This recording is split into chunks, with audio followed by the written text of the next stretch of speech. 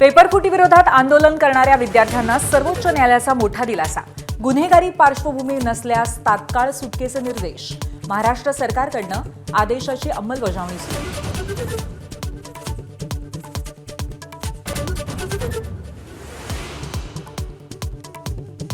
नवविधेयक पेपरफुटी रोखण्यासाठी सक्षम नाही. लोकसभेत चर्चेदरम्यान प्रियांका गांधींचा हल्लाबोल.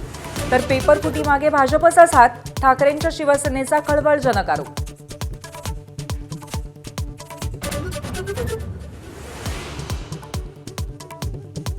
भाजप खासदार आणि अभिनेत्री कंगना रनौतकडनं जेन झीचा जनरेशन गटर असा उल्लेख.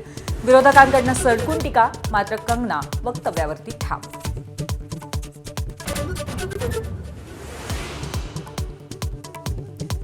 एकीकडे दोन्ही राष्ट्रवादीच्या नेत्यांचा भाजप हायकमांडची गाठीभेटींचा सिलसिला, तर दुसरीकडे बारामतीतल्या कार्यक्रमासाठी मोदींना निमंत्रण. याचा राष्ट्रवादी विलीनीकरणाशी संबंध नाही, पवारांकडनं स्पष्ट.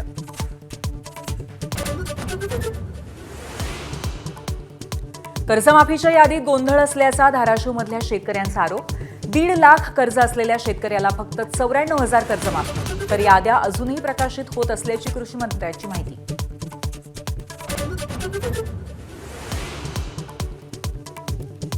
नागपुरामध्ये मुसळधार. खामला भागातील शाळेमध्ये 3 फुटांपर्यंत पाणी साचलं. मानवी साखळी करून मुलांना शाळेतनं बाहेर काढलं. एबीपी माझा, उघडा डोळे बघा नीट.